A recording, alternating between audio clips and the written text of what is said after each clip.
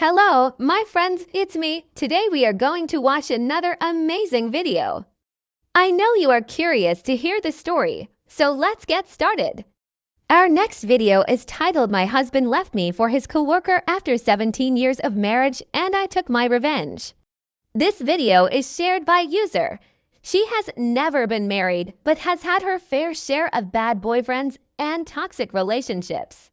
Let us see what she has written about her experience. I was married for 17 years. From the day we met, I knew he was the one.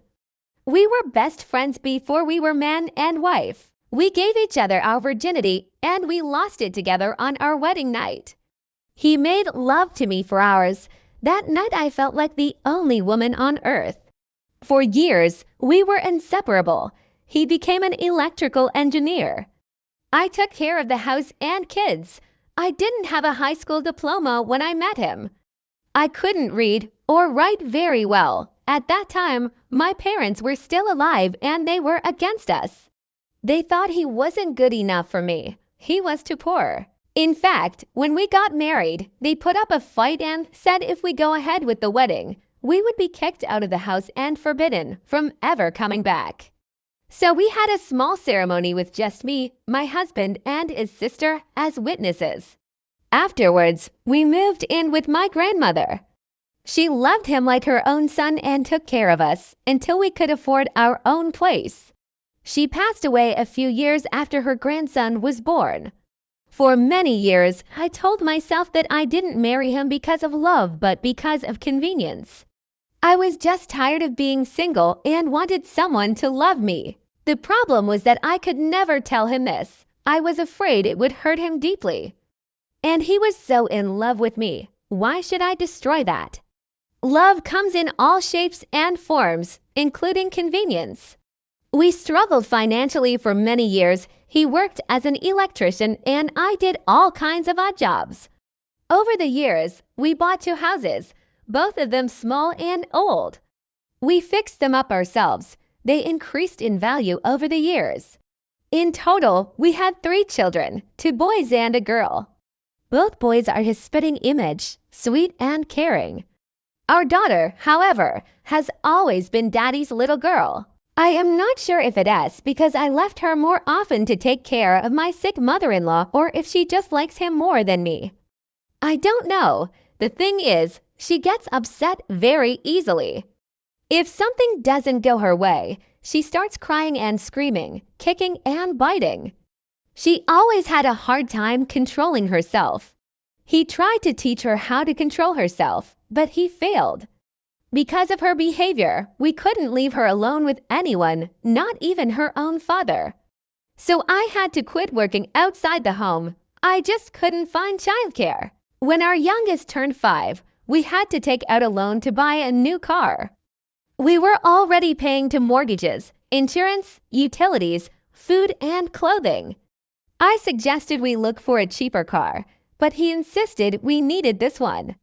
He said we deserved it. He promised to pay off the loan quickly. A year later, our eldest went to college and things started to change between us. He was gone every day. When he came home, he would go straight to his room and lock himself in there. It was rare that we talked. One day I found a letter in his pocket. It was from his boss asking him to work overtime, 7 days a week. At first, I didn't think anything of it, but then he started to stay late at the office more and more often. When he came home, he looked stressed and exhausted. I asked him what was going on, but he just said everything was fine. Well, nothing was fine. He was losing weight. He hardly spoke to me. He spent most of his time in his room. I caught him crying several times.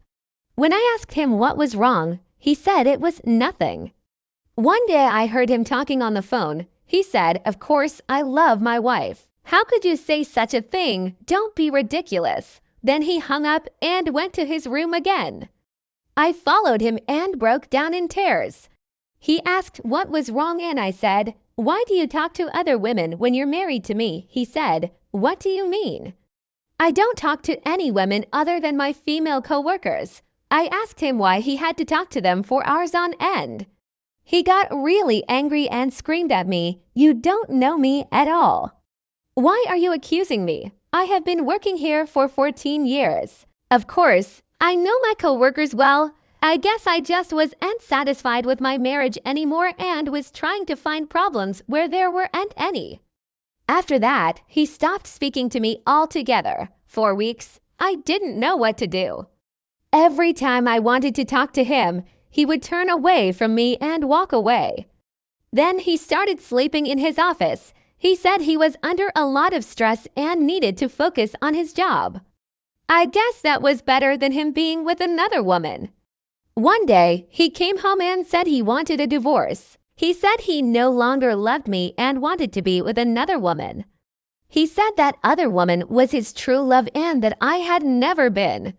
He said he wanted full custody of the kids and would pay me child support.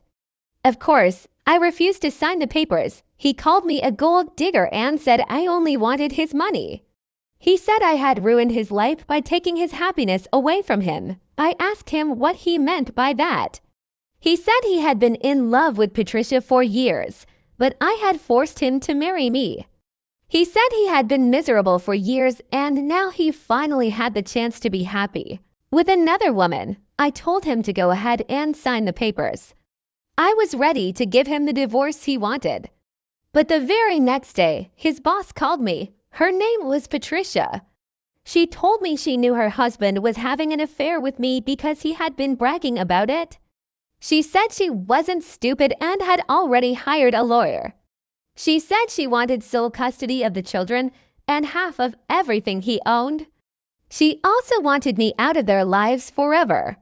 That same day, I went to see a lawyer and told him what happened. He told me I had a strong case and that I could get half of his property and sole custody of the children.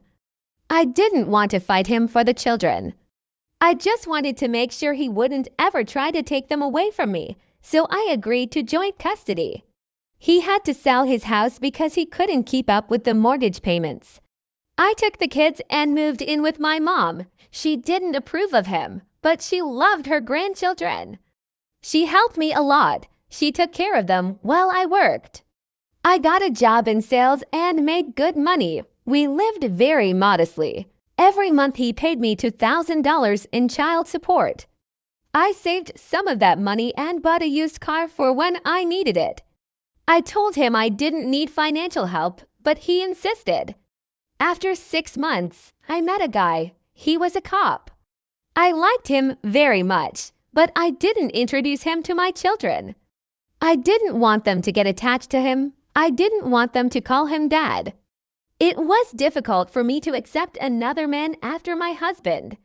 Then my ex-husband died suddenly of a heart attack. His girlfriend survived, though she offered to take care of my children. She said she would adopt them and raise them as her own. But I refused. I didn't want them to live with her. The kids were devastated. They begged me to let her adopt them. She was beautiful and treated them very well.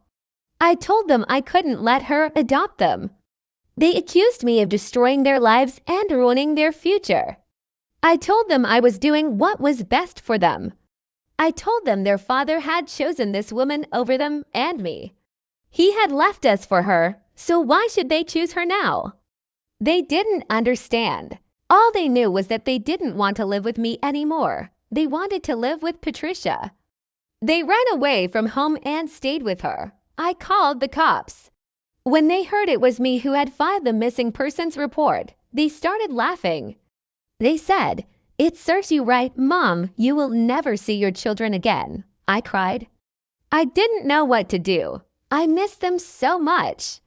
Patricia said I deserved this and that I would regret it for the rest of my life. She said she was gonna now raise my children and that one day they would turn 18 and she would make sure they would never forget what I had done to them. 3 months later, I saw a Facebook post. It was Patricia. She was happy. She said she had become the proud mother of 2 teenagers and posted a picture of my children. I was shocked. Their hair had been dyed in natural colors.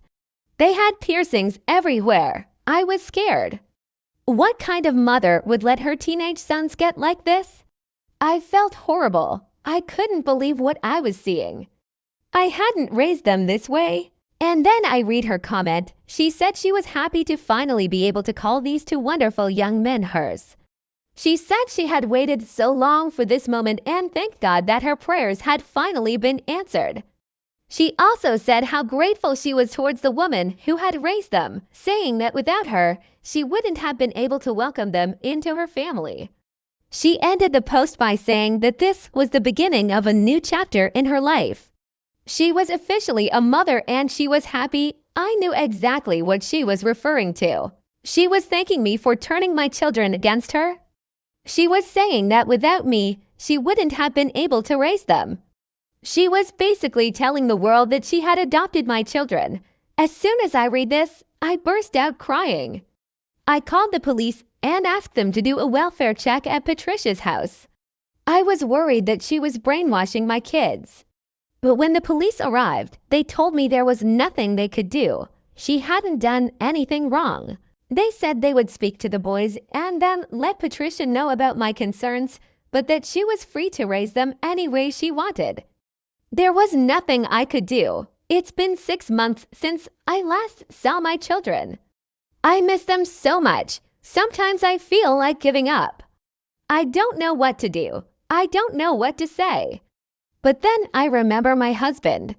He was a good man once. He loved me, but she destroyed him. I know she will do the same to my children. She will destroy them, so I am taking action. I am gonna expose her. I have to do this for my kids, for myself, for the memory of my husband. Thank you for watching. Please like the video and subscribe. Goodbye.